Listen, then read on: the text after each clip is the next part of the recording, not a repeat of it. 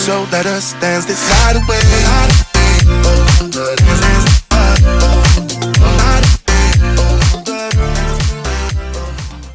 Hello and welcome to a new video. Hope everybody is doing well. Very excited about today's video. As you can tell from the title, we did a husband-wife challenge with Waterstones, which basically means we had to each pick 3 books for each other from any genre that we think that the other person would like to read. We weren't allowed to look at any wish lists.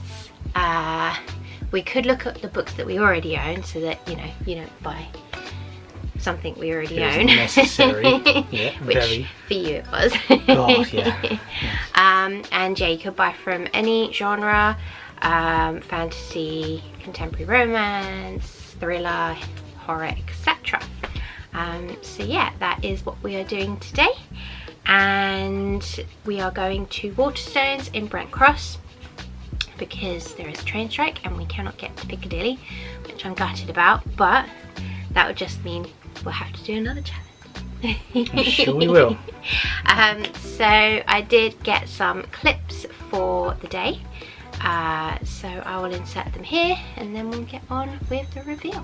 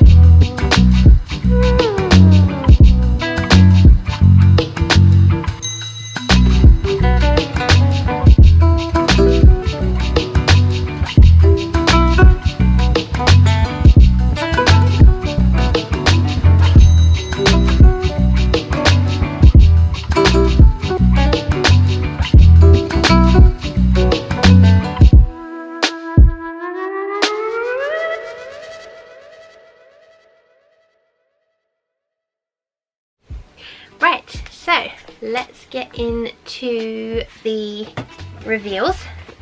So we've both got our book bags, and we've both got 3 books. You got 3? Yep. You stuck with the program?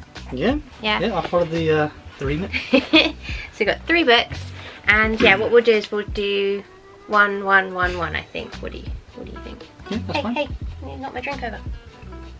Bloody cat. Right, so shall I go first? Entirely up to you. What do you want to do? Sure. Your show. So this is the first book. Cat Innis, Harrow Lake. Yeah. Okay. If you like Stephen King, snap this up. Okay. And that is why I picked it, because it had "If you like Stephen King, snap this up." So it's Harrow Lake by Kat Ellis, and it's also yellow sprayed edges as Yeah. well. So do you want to read the description? Yeah, okay. I'm not good at speaking anymore, but there you go. Lola knows all about Harrow Lake. Her famous father directed Nightjar? Okay. I don't know, see, I can't speak. The cult horror movie that was filmed there. She knows about the caves beneath the fairground, the sunken graveyard, the tree in the woods that's hung with teeth. But she doesn't know about the dark past the town hides or the secrets it holds about her family. Now she finds herself in Harrow Lake, and as she searches for answers, someone or something is stalking her every move. In Harrow Lake, the truth can be the death of you. Ooh. So it's giving me like obviously Friday the 13th kind of vibes. It was in Camp Crystal Lake, so it's potentially Like a kind of classic slasher. This was from the YA section. Okay, cool. Yeah, so it's basically be like a kind of slasher movie, like, you know. Yeah. Well, it's cool. That's I mean, that's it's got some creepy puppet. Yeah. On the cover, but spoilers. Yeah, so no, that does sound interesting. I will definitely give that a go. Because before I saw this Stephen King bit, I read it and I was like, yeah, that sounds kind of Stephen King like, and then I was like, oh, Stephen King, yes. How many perfect. pages? We did sort of have a rule as well, where there's no non-fiction and try and keep it between 300 to 400 pages. Yeah, because we only got like 7 hours a day to read, so yeah. Cool. Okay, perfect. Ah, nice one. I like that. That's good. Yeah. She's probably done better than me. I'm not. It's very hard for me because she's got everything already.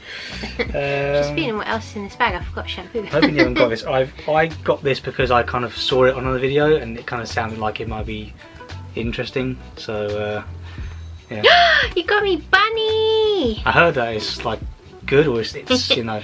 Bunny by Mona Howard. Yeah, like a satire. Well, I was looking at this in the airport when we went to Greece. Not Greece. Oh, okay. Was it Greece? Yeah, Greece. Right, yeah. Yeah, I was going to get this one. I liked the fact that it was a little bit sort of not.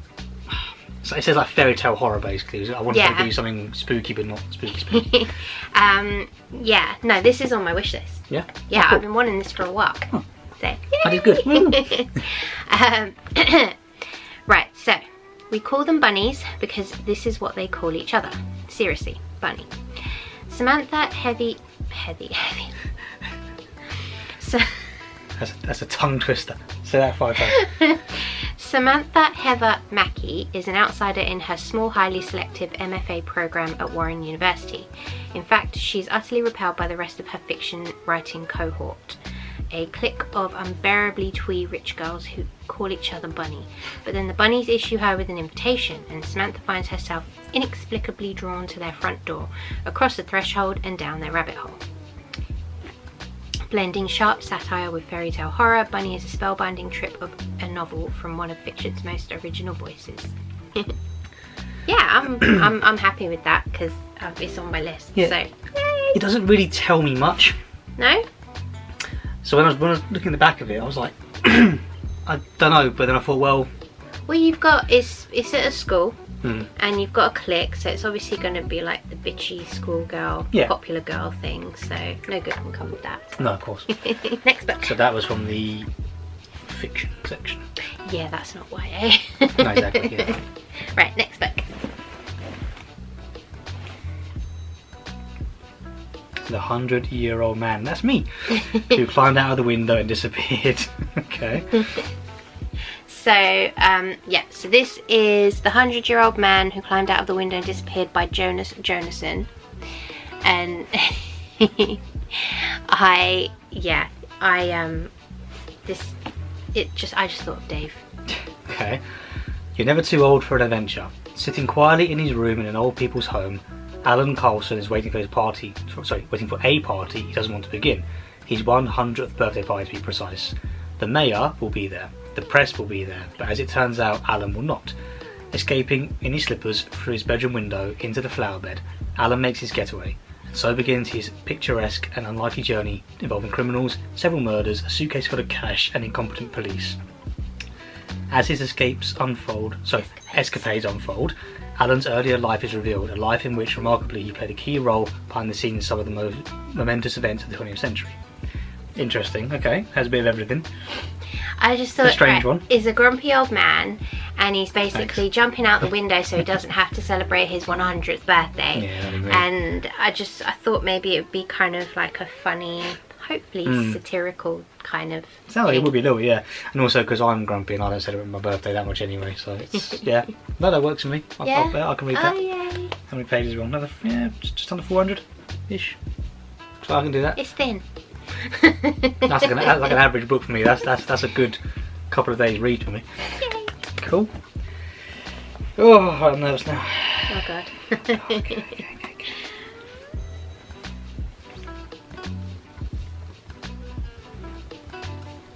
All the Stars and Teeth.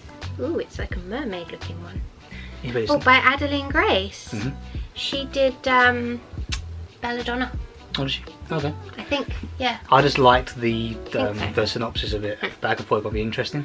So, All the Stars and Teeth by Adeline Grace, which I'm pretty sure she did Belladonna. Okay, so, as Princess of the Island Kingdom Visidia, Amora Montara has spent her entire life training to be High Animancer, the Master of Souls. The rest of the realm can choose their magic, but to secure her place as heir to the throne, Amora must master the monarchy's dangerous soul magic. But when her demonstration goes horribly wrong, Amora is forced to flee. She strikes a deal with Bastion, a mysterious pirate. He'll help her prove she's fit to rule if she'll help him reclaim his stolen magic. But sailing the kingdom holds more wonder and more peril than Amora anticipated. A destructive new magic is on the rise, and if Amora is to conquer it, she'll need to face legendary monsters, cross paths with vengeful mermaids, and deal with a stowaway she never expected, or risk the fate of Visidia and lose the crown forever. Okay, so it was in the young adult section. So I already got you fairy tale horror. I wanted to get you something that was like kind of sort of fantasy, fantasy adventure. And when I read that description, I thought it's got some mermaids, got adventure, got some pirates in it, some magic, which is not typically your sort of thing. But you have read. I got sort of like from what you described about Throne of Glass. There was that kind of like heroine, kind of thing to it, and that's why I kind of was veering towards that. Okay. So, yeah. No, it sounds good. Otherwise, there was another one I was looking at, but I was like, no, that one for me was yeah. So, no, this should be a good read. Has a bit of everything, I thought. Yes. I've tried to and pick certain things that are cross genres or whatever. You know? So. No, it's good. Thank you. Right. So the last book for you. I struggled on the last book because I was getting too much into my own head, overthinking things, and I just yeah. So I did pick this up when I first started looking. But I put it back down, so then I've kind of gone back to it and I was like, no, do you know what, it's good.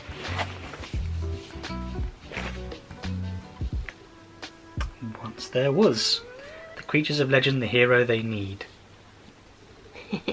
By Kiash Montsef. For a second my brain shut down completely. I wasn't scared, I wasn't in awe, I wasn't anything at all. I had exactly one thought, and it was the only thing my head could hold: griffins exist. Okay. So began the stories Marjan's father told her as a little girl.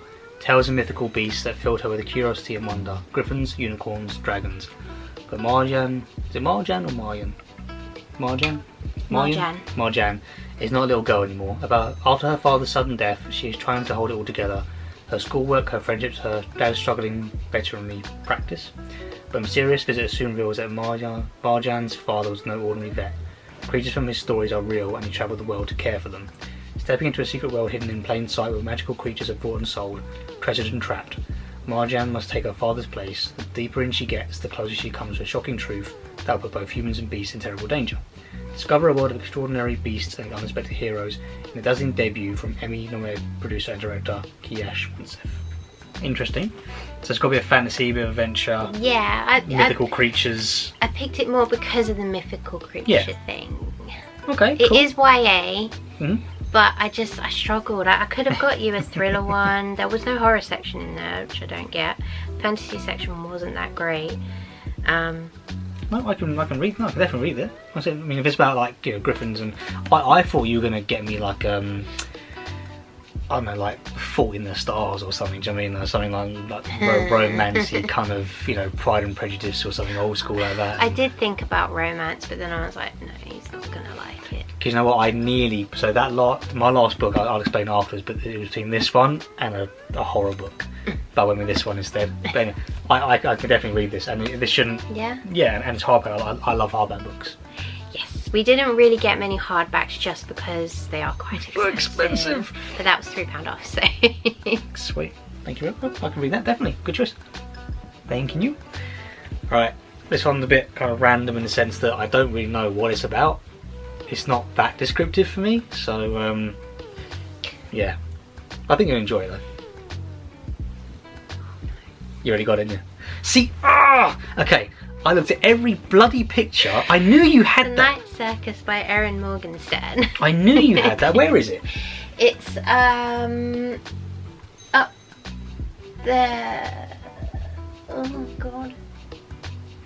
It's up there it's up there. Next to the Neil Gaiman's. It's the white one because it's got red. Oh, you got a different bloody version of it. That's why Yeah, I didn't notice it's it. got You red sprayed edges. Okay. I got it from the charity shop. Right, so we'll keep this in. However, I'm now going to go on Amazon. I'm going to find her another book and order a book from Amazon instead, and then we'll return that one or sell it somewhere. Right, Bugger. so we I can't knew really you finish had it, it. can we? Hmm? We can't really finish the video then, can we? Of course we can. Well, no, because... What we'll do is we'll insert me giving her new book when it arrives after I've ordered it, which will be tomorrow. But in the meantime, we can get on with reading some of the books that we've already got. Okay, so we are back and it's the next day, and the surprise, well, the book that David ordered has arrived, so I thought we would quickly film this so that we can finish this video. So yeah, what is the book?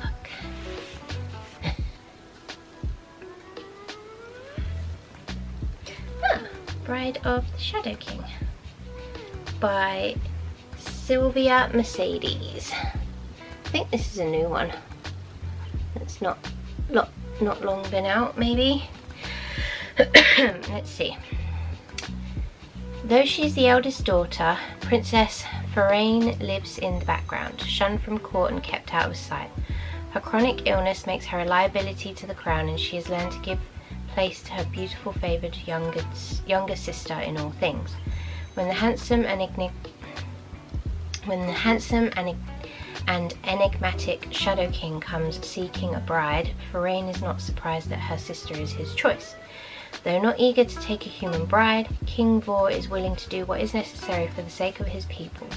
When he meets the lively Princess Ilsevel, he quickly agrees to a marriage arrangement. So why can't he get the haunting eyes of her older sister out of his head? That's like the weirdest description for a book. Yeah, it's weird. What made you go for that?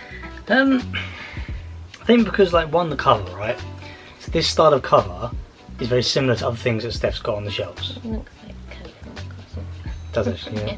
So like, and you know, so I thought, well, that looks like something that typically she's bought covers of the past, so maybe it's a similar kind of thing. I think also because there's a princess, there's romance, there's kingdoms, you know, something like a kind of fantasy kind of book. But it wasn't in the young adult, it was in the sci-fi section, so I'm going with this, you know, fantasy fiction. Yeah. So yeah, so basically again the theme was a fantasy book, a kind of weird horror. No, it could tale be horror any type genre. book. There wasn't three specific genres. For me, my what I wanted to get you was 3 different types of genre personally. Yeah, I just like the look of it. I said it was either this one or the circus one, and obviously I picked the circus one, and that went wrong. So yeah, I mean it may be not great. I'm sure it's fine. Well, here you go. An expertly crafted tale of slow burn romance, spellbinding magic, and compelling characters.